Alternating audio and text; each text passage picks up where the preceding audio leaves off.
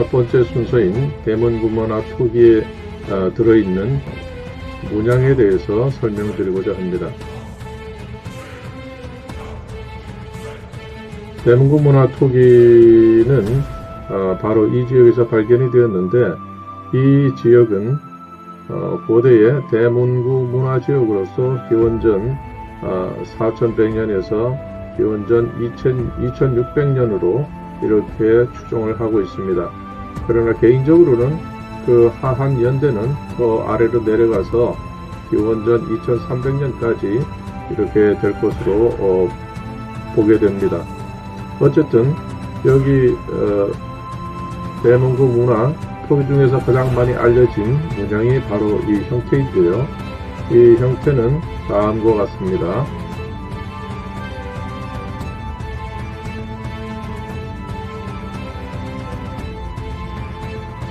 자, 이렇게 구성이 되어 있고, 밑에는 같은 뜻이지만 요 부분이 차이가 있습니다. 여기서는 하나, 둘, 셋, 넷, 5개의 꼭지점이 있는데, 이건 역시 5개의 꼭지점이 있기는 하지만 두 가지의 차이점이 있습니다. 첫째는 이 3개의 꼭지점 좌우에 한 단을 낮춰서 이렇게 2개의 꼭지점을 작게 표시를 했다는 것입니다. 그 다음에는 이 두 번째 이렇게 하나, 둘, 3개가 있는 이 형태, 여기서도 하나, 둘, 3개 이렇게 형태가 있는데, 요 밑바탕은 원의 일부를, 그러니까 이 첫 번째 이 해의 일부를 이렇게 표시를 하고 있습니다. 그런데 여기에서는 이것이 없는 것이죠. 민자로 되어 있습니다. 그러나 여기서는 이렇게 또 해 모양이 일부가 그대로 표현이 되어 있습니다. 이것은 뭔가 하면 이 해를 토템으로 하는 그 공동체 중에서 어떠한 이 뒤로 내려갈수록, 아래로 내려갈수록 어떠한 큰 변화가 있었다, 이렇게 볼 수가 있습니다. 이것은 이제 좀 다른 차원의 설명이 필요하기 때문에 생략을 하겠는데, 이렇게 변화가 있다 할지라도 이들은 모두 최초의 이 햇님의 자손인 것은 똑같습니다. 다만 사회 구조에 변화가 일어났다, 이렇게 볼 수가 있는 것입니다. 자, 그래서 그 설명은 본 영상을 보면 아시겠지만, 최초의 시조가 되는 최초의 큰 햇님, 이 큰 해자를 대자, 크다고 하는 대자, 이것을 합치면은 하나님 천, 하늘 천이 된다고 말씀을 드렸습니다. 그것이 없다고 할지라도 여기서처럼 최초라는 것을 쉽사리 인식할 수 있는 문양이면 이것은 시조 하나님의 토템을 나타낸 것이다, 이렇게 인식할 수가 있습니다. 그래서 이거 최초의 이 불이 되는, 불의 근원이 되는 이 햇님, 태양이 되는 분이 시조가 되고, 그 다음에는 이 불꽃을 개수로 나타내서 하나, 둘, 셋, 3개의 불꽃으로 이렇게 표현한 것이 그 다음 손자 때의 그 상징이 되겠고, 또 여기에서는 5개니까 5대째가 됩니다.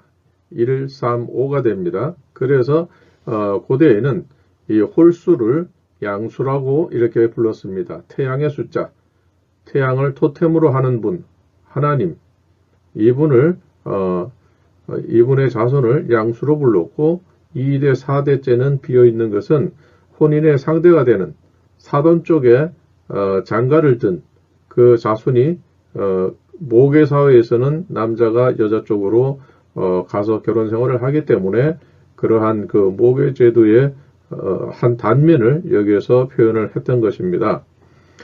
자, 그래서 대문구문화 토기에서는 모계 사회와 시조가 여기에 그 해를 자신의 상징인 토템으로 삼았다 하는 것을 이렇게 나타내주고 있습니다. 그래서 오늘날 삼국시대, 우리가 흔히 삼국시대를 얘기하는데 가야까지 포함한 사국시대에는 이러한 대문구 문화 시기 또 고조선 시기에 어떤 선조를 나타냈던 이러한 토템과 상징성들이 유물로 고스란히 이렇게 전달이 되었습니다. 그래서 최초에 이분을 나타내는 햇님과 또 이렇게 하나, 둘 숫자로 나타낼 수 있는 이 각각의 불꽃을 이렇게 표현을 했습니다.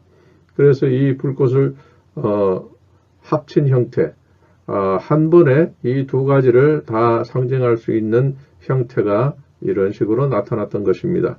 이것이 삼국시대 또 가야의 토기 이런 데를 보면 이런 형태가 무수히 많이 나타납니다.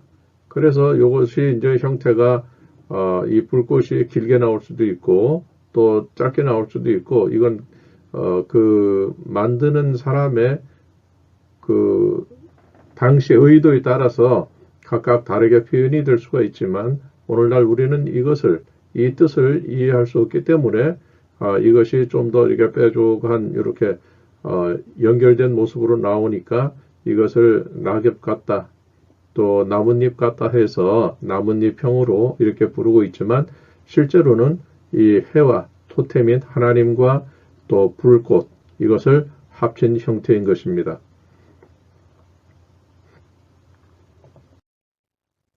그래서 그러한 것이 여기 보면 가장 잘 표현된 것이 경주 부부총 금귀걸이입니다.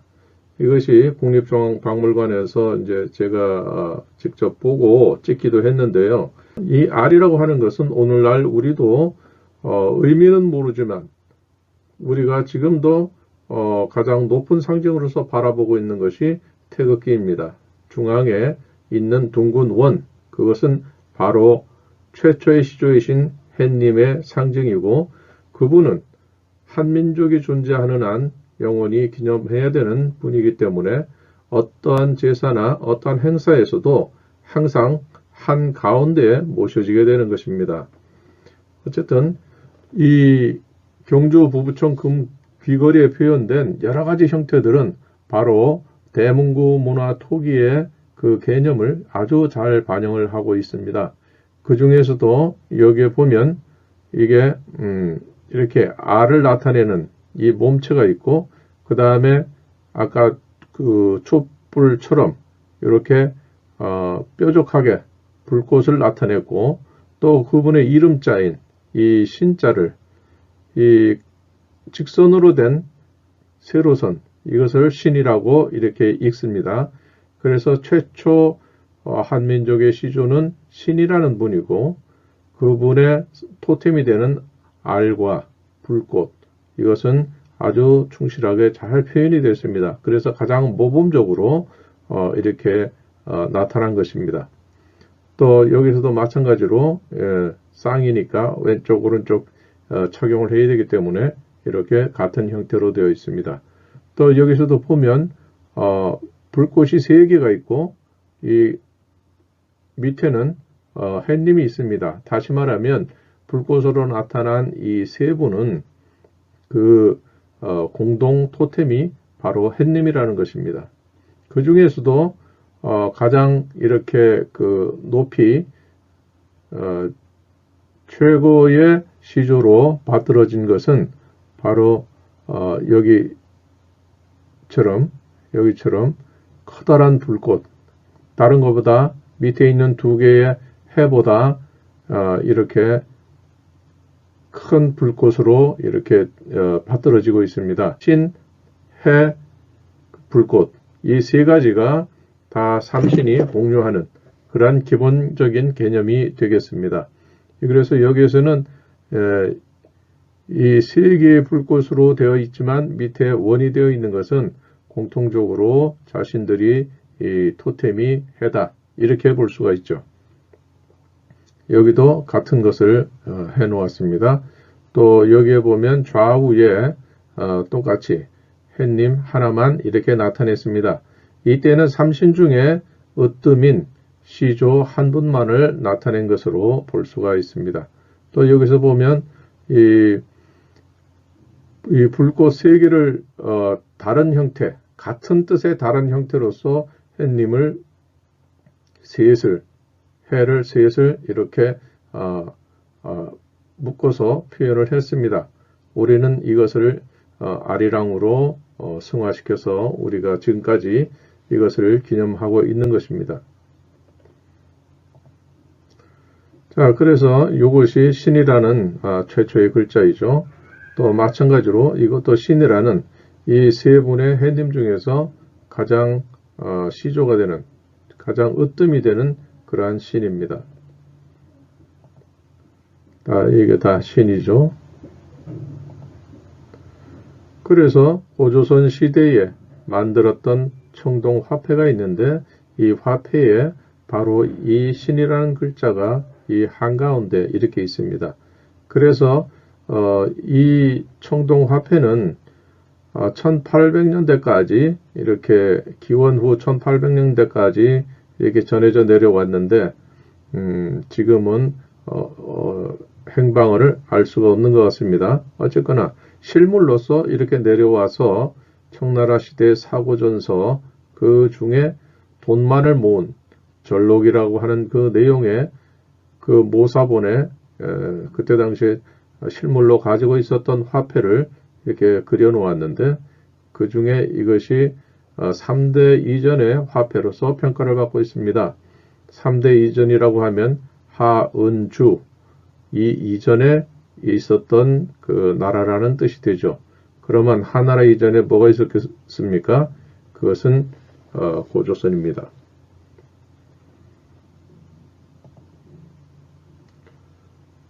그래서 이렇게 시조를 기념한 것이죠. 자, 그 다음에 두 번째는 산해경의 고조선이 되겠습니다. 산해경에서는 고조선에 대해서 기록을 남겼습니다.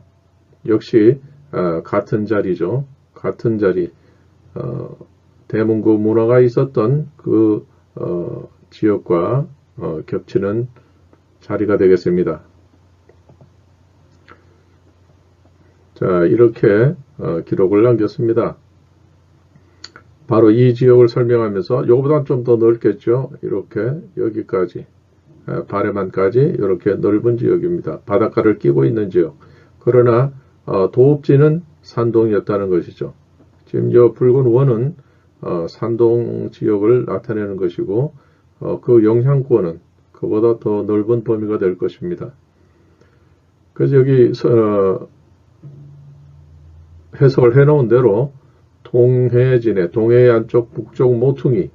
자, 동해라 그러면 이 대륙으로 볼 때는 여기가 동해가 되겠죠. 동해 안쪽 북쪽 모퉁이, 이 산동, 그리고 여기 모퉁이, 그리고 후속. 동해 안쪽 북쪽 모퉁이에 여기에 조선이 있었다.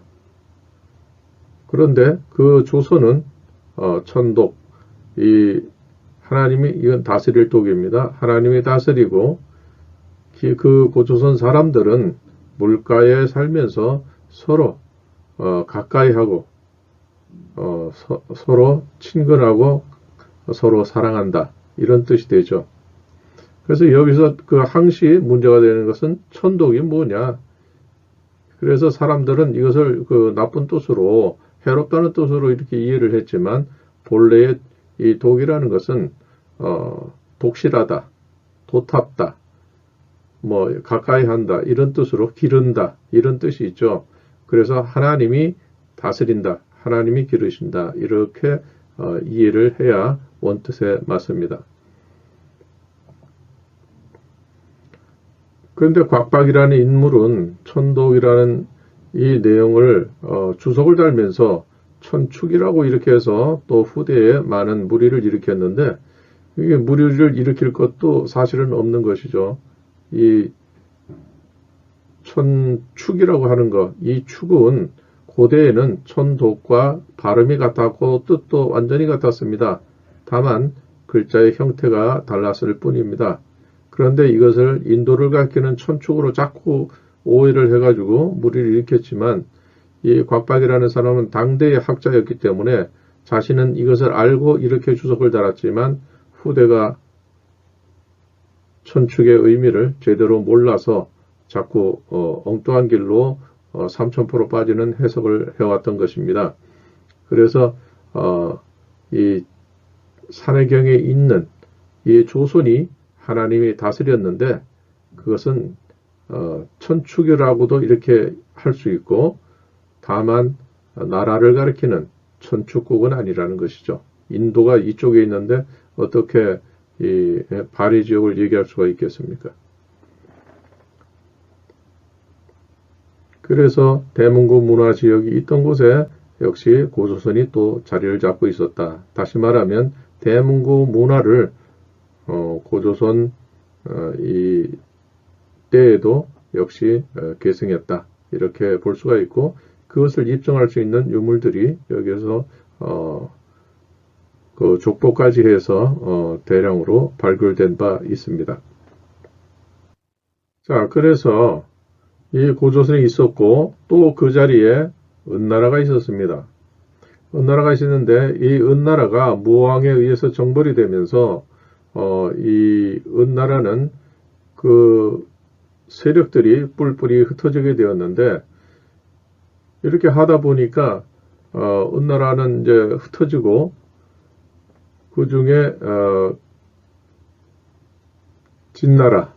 진나라가 섬서 쪽에서 이렇게 감숙성, 섬서 이쪽에서 활동을 하게 되었습니다. 그래서 이 진나라가 이 사람들의 출신이 어떻게 되느냐 이것이 이제 문제가 되었어요. 그래서 원래 서이였다, 설에설, 서쪽에서 왔다.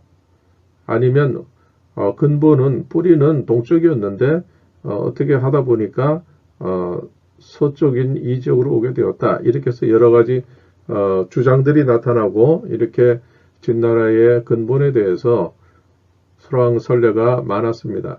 그런데 2011년 칭화관이라고 하는 그 주간에 쓰여진 글씨가 있었는데 그것이 이제 그 입수가 되면서 그때 당시에도 우리나라 그 여러 신문에 언론에 많이 소개가 되었는데 그 내용을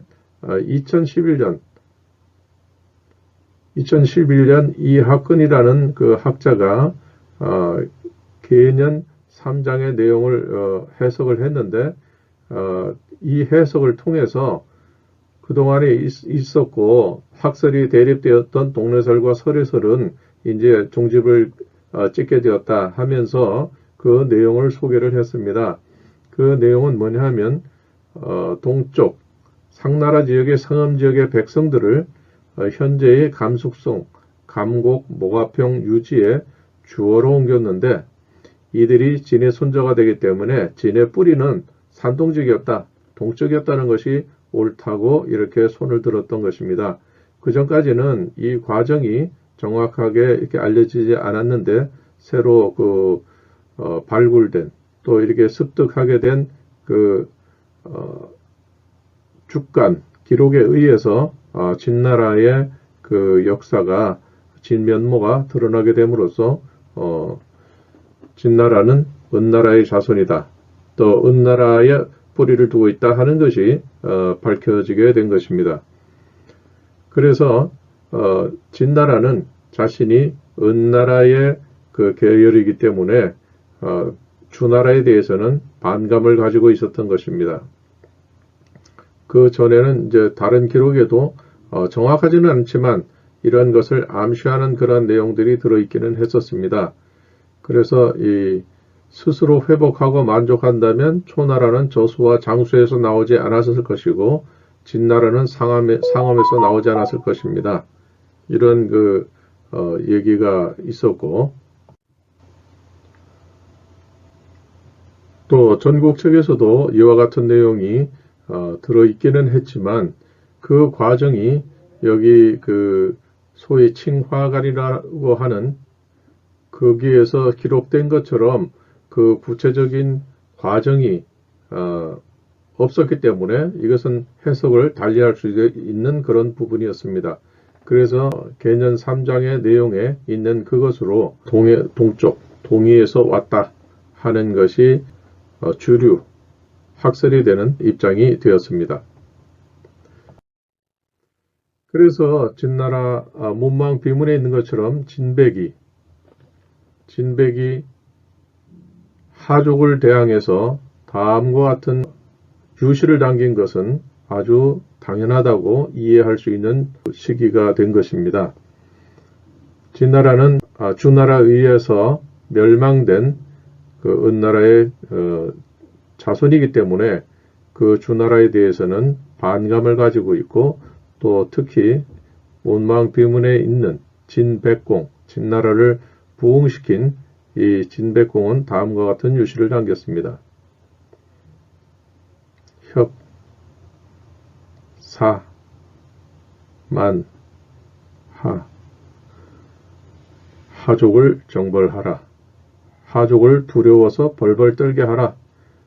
속되게 표현하면 하족을 기게 만들라, 이런 뜻이죠. 그래서 이건 혁은 두려워하게 한다, 그런 뜻이 되고, 이건 사역동사 사, 만은 오랑캐, 야만, 비문명화된, 이런 뜻이죠. 하나라 하자.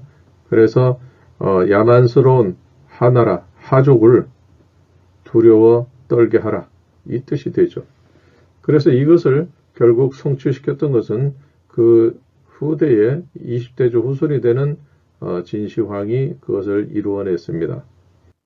그리고 진나라가 망한 이후에 한나라가 세워졌는데, 그 과도기에서 아마도 투후는 진나라 사람으로서 북쪽으로 도망가서 훈제국의 한 일원으로서, 휴도왕으로서 이렇게 활동을 하다가 한나라가 거의 100년간 훈제국에 조공을 바치고 굴욕적인 그런 위치에 있었는데, 이것을 참지 못했던 그때 당시에 한 무제가 등극을 하면서 그때부터 훈제국과 대립각을 세우게 되고, 또 걸출한 위청이나 또 이정 같은 이런 훌륭한 장군들이 나타나서 마침내 훈제국을 몰아내는데 성공을 하게 됩니다. 그 과정에서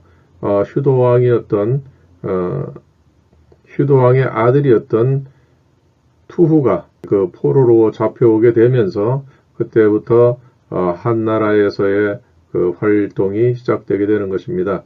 처음에는 미천한 마부로서 시작을 했지만 마침내 한무제에게 발탁이 되었고, 그로 인해서 황제 다음의 자리까지 올라가게 되는 그러한 입지전적인 삶을 살게 됩니다. 자손들은 한나라 왕조의 7대를 거쳐서 그 실세로서 지내게 되다가 왕망이 신제국을 이렇게 새로 세우면서 거기에 가세를 했다가, 어떤 기록에 보면 이 투후 세력이 왕망 세력과 대립각을 세우다가 마침내 전투를 벌여서 패배를 해가지고 이렇게 대륙에서 탈출하게 되었다 하는 그런 내용도 있는데, 그것은 정사가 아니기 때문에 어떻게 그것을 구체적으로 근거로 삼을 수는 없을 것 같습니다. 그러나 대륙을 벗어나게 된 그 동기를 이해하는 한 작은 단서는 되지 않을까 생각이 됩니다. 어쨌건 이 한나라에서 그렇게 실세로서 또 가장 충직한 신하의 본이 되는 중요한 인물로 나오는데, 이 투후는 자신을 제천지윤으로 이렇게 생각을 했습니다. 그래서 제천지윤이라고 하는 것은 하나님께 제사를 드리는 맛종선, 이러한 것이 있습니다. 그래서 이러한 사고가 그냥 문망 비문에만 그렇게 고착되어 있는 것이 아니고 실제로 나타나는 이 유물을 통해서도 정말 그렇게 생각을 했구나 인정할 만한 것이 크게 두 가지가 있는데, 첫째는 주장성으로 비정되는 곳에서 초대형 기화에 새겨진 천주라는 글자이고, 두 번째는 이사지 왕도, 발견된 이사지 왕도에 이 지자에 있는 그 글자들입니다. 그래서 이 부분은 다음에서 설명을 드리도록 하겠습니다. 여기서 보시는 것처럼 하늘천, 이건 정상적으로 쓰여 있어요. 근데 여기에 보면 주자가 이렇게 획이 3개가 있어야 되는데 이 두 번째 획은 반쪽만 있고 여기에는 없습니다. 그리고 이 전체적인 모습은 고대 상형 문자의 발가락 모양으로 되어 있습니다. 왜냐하면은 최초 고조선의 최초의 신이라고 되는 그분이 시조인 그분이 양을 치는 그러한 그 유목 생활을 했기 때문에 그것을 자신들의 토템으로 삼았습니다. 그래서 그 기억이 여기에 반영된 것이 아닌가 이런 추측을 해보게 됩니다. 그래서 이 제천주인의 사고방식이 어떻게 나타났는가?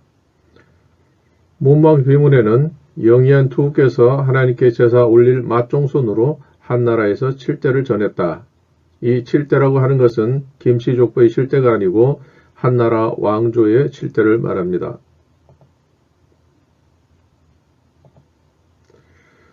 진시황은 천하의 병기를 거두어 함양에 모았으며 금인을 12개를 만들었다.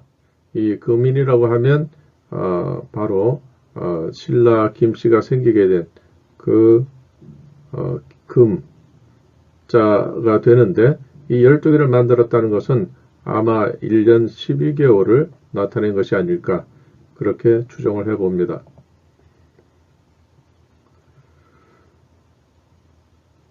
휴도왕이 금인을 만들어 천주에게 제사를 드림으로 김을 성으로 주었다. 이건 한무제가 그렇게 한 건데요. 이때의 금은 청동을 얘기를 하죠.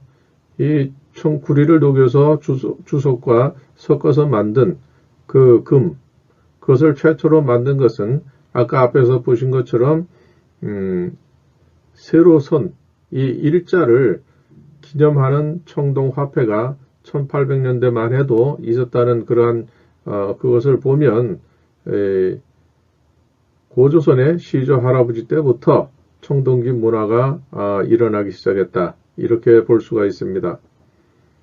오늘날 우리는 이것을 도저히 받아들일 수 없겠지만 결국에는 그러한 증거가 언젠가는 나올 것이라고 이렇게 판단이 됩니다. 그래서 그 최초의 금을 만든 그 천주 시조 할아버지에게 제사를 드림으로 이 금을 성으로 주었다. 이렇게 기록을 남기고 있습니다. 여기서 7대를 전했다. 7대 넷이라고 하는 것은 황제의 최측근으로서 항시 황제와 함께 있었다. 이렇게 보필을 했다는 것을 말하는 것이죠. 다시 말하면 요새로 말하면 문고리 권력이 되었다. 이 뜻이 되겠습니다.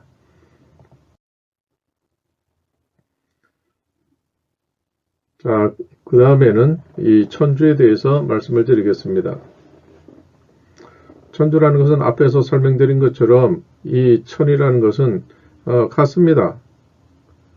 그러나 주자는 여기에 점이 있고 이렇게 전체적으로 이렇게 발 모양으로 이렇게 되어 있고 여기에 또 이 세로선이 아까 청동 화폐에 있었던 그분을 상징하는 것인데 그 3이니까 삼신 중에 으뜸이 되는 천주를 말하는 것입니다. 그래서 삼신 중에서 으뜸이 되는 이분께 제사를 지낸다는 뜻이 여기에 들어 있습니다. 그러니까 이분을 으뜸으로 한 삼신에게 제사를 드리는 나라가 바로 신라였고 신라의 그 금관에 보면 산자로 되어 있다고 하지만 실제로는 산자가 아니고 그것은 삼신이 되는 것입니다. 삼신을 기념하지만 중앙에 가장 길게 세로선으로 되어 있는 최초의 시조 할아버지 천신, 천주를 기념하는 것입니다.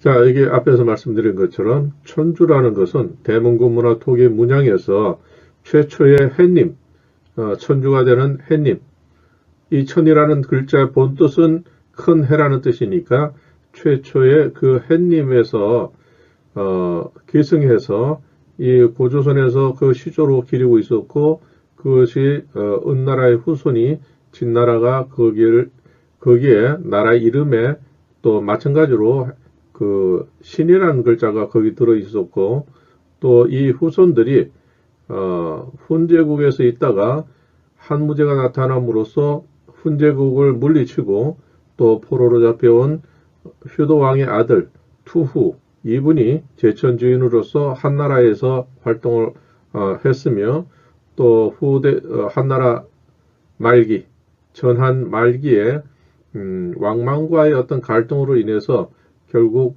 왕망 세력에게 밀려나서 대륙을 탈출하게 되는 그리해서 신라까지 오게 되는 그러한 역사적 과정을 조물로서 우리가 이해할 수가 있습니다.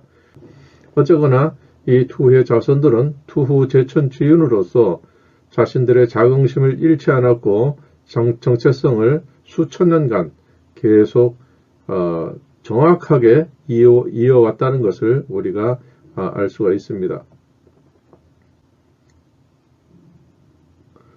그래서 구, 신주, 호우 이렇게 되어 있는데 여기 보면은 신주에게 보살핌을 구한다는 것이죠. 신주를 모시는 것은 천신 하나님의 보호를 구하기 때문입니다. 천주는 팔신의 첫째 주신, 그러니까 생사화복일흉 이것을 주관하는 이런 그 8신 중에서 8신 중에서 첫째의 신으로서 천지에서 제사를 지냅니다. 아까 지도에서 본 것처럼 산동 그 일대가 제나라였고 왜 제나라가 되었냐면 시조 하나님이 거기에서 도읍제를 정하고 나라를 다스렸기 때문입니다. 그래서 다스릴 제, 이것은 다스릴 제가 되죠. 천독과 같은 뜻입니다. 그래서 천제에서 제사를 지내게 되었습니다. 이때는 주신으로 천지에서 제사를 지낸다. 이것은 명사로도 되고 동사로도 되고 이 문장에 따라서 각각 쓰일 수가 있는데 또 여기 마찬가지로 이 천주라고 하는 것은 천재와 같은 뜻으로 이렇게 이해할 수도 있겠습니다.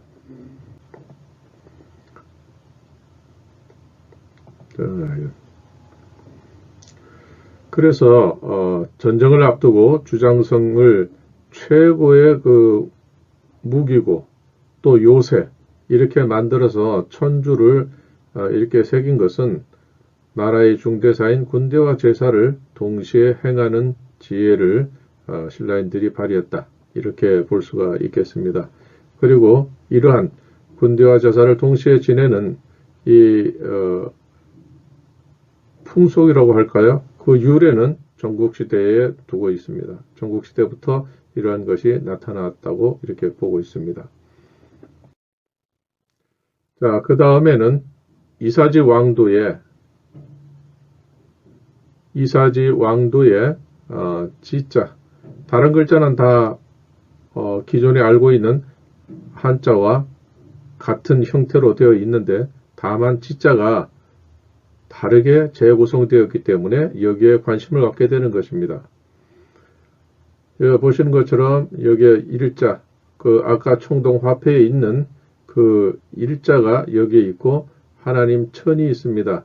다시 말하면 천신으로 읽어야 되죠. 천신 혹은 천주 이렇게 되는데 이것은 바로 주장성, 오늘날의 남한산성 거기에 있는 그 초대형 기와에 새겨진 천주와 같은 개념입니다.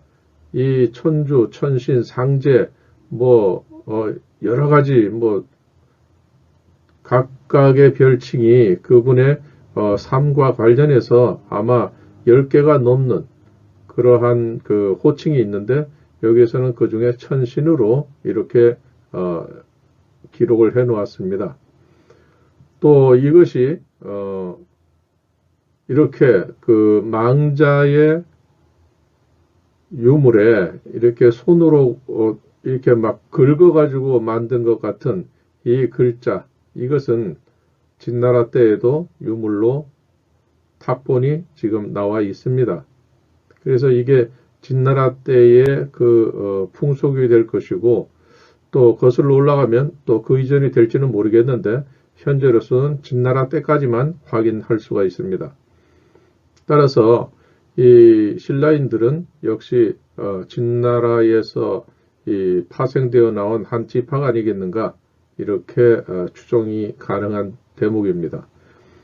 그 다음에 여기 역삼각형은 삼신을 하나로 표현했을 때는 이렇게 정삼각형이 되는데 이것을 뒤집은 모습이 되는 것이죠. 180도 대칭되는 모습인데 이것은 이 삼신의 혼인의 대상이 되는 소위 말하면 사돈집이 되는 것입니다. 그리고 이 두 족단이 서로 자손을 주고받으면서 왕위를 서로 이렇게 격차로 나누어서 왕위를 천자의 자리를 이렇게 차지했기 때문에 이 두 족단 간에 이것은 한민족으로서는 부계 쪽이고 이쪽은 모계 쪽이 된다고 할 수가 있습니다. 그래서 한민족으로서는 이쪽이 씨가 되고 이쪽은 성이 되는 것입니다. 그래서 이것이 그 족보 거기에도 고대 족보에도 이 역삼각형은 표현이 되어 있습니다.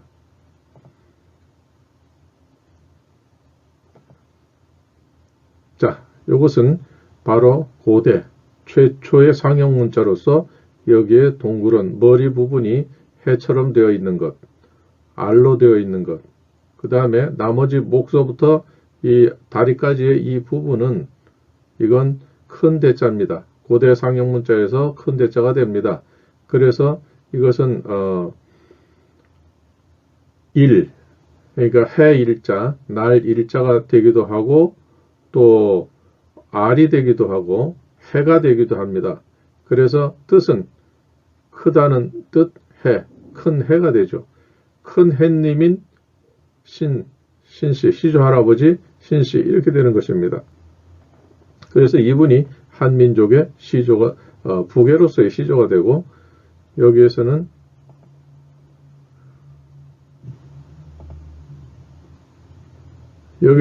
이 삼신을 하나로 표시한 것과 역으로 역삼각형으로 되어 있는데 이것은 바로 우리의 그 한민족의 혼인 상대가 되는 족단입니다.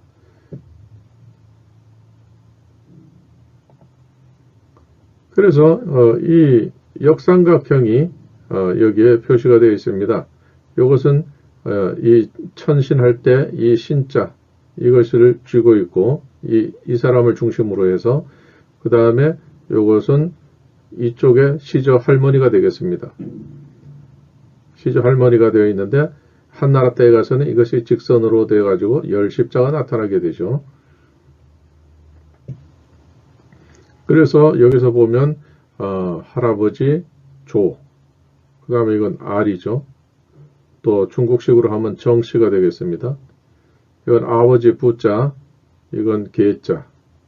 이렇게 돼서 이 보면 할아버지보다 더 학렬이 높습니다. 그렇기 때문에 이분은 천신 집안과 족단과 이게 혼인 상대가 되는 그런 그 상대 족단의 이 표시가 되겠습니다. 그래서 여기에서 태어난 최초의 자손은 아마 그 우리가 역사에서 소호 금천씨라고 이렇게 표현하는 그분이 됩니다. 이 부분은 나중에 이제 기회가 있으면 설명을 할 텐데요.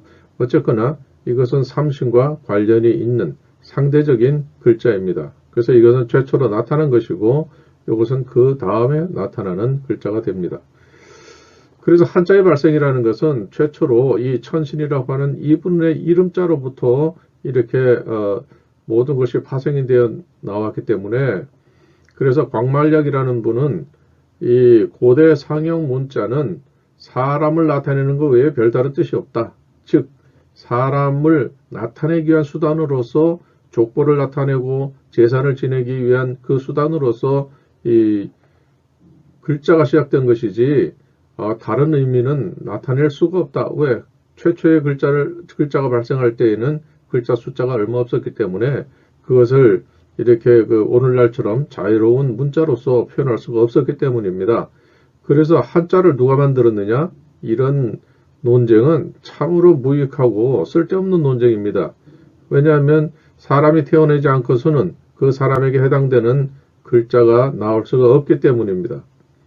그러니까 어떤 사람이 기념할 만한 사람, 기릴 만한 그 인물이 태어났을 때 그 글자가 나타나는 것이지 글자가 있고 사람이 나오는 건 아니거든요.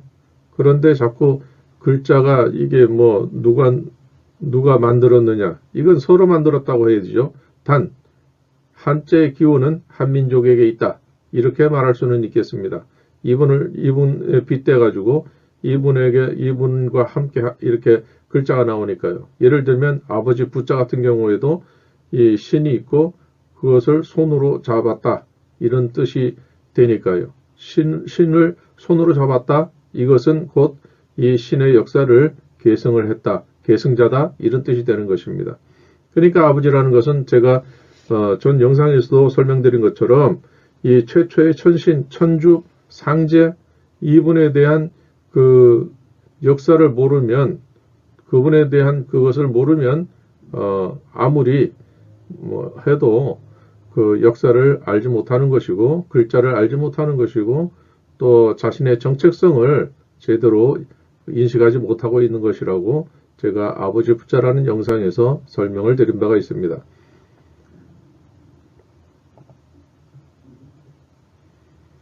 자, 이 R은 곧 아리랑의 시작이 되는 글자이고, 이것은 족단의 표시입니다. 이분의 상징입니다.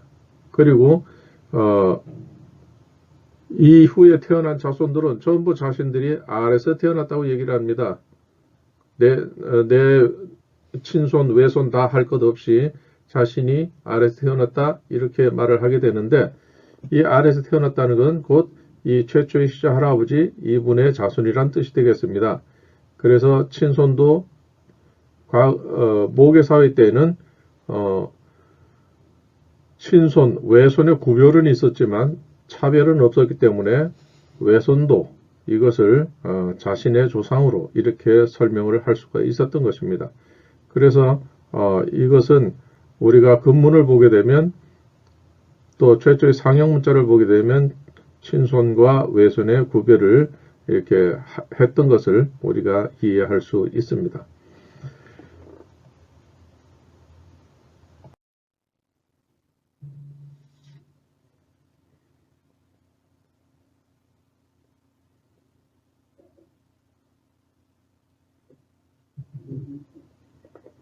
자, 이상의 설명으로 대문구 문화 토기에서 시작된 고조선의 인식은 은나라, 진나라, 한나라에 이어지고, 또 대륙을 탈출해서 신라에 온 이후에 각종 유물에서 시조 하나님께 제사드리는 맛종선, 곧 문무왕 비문에 있는 투후제천지윤이라는 투철한 자기 정체성을 유지해 왔음을 알 수가 있습니다. 또 고려와 백제는 다른 방식으로 또 동일한 정체성을 갖고 있었을 것으로 추정할 수가 있습니다.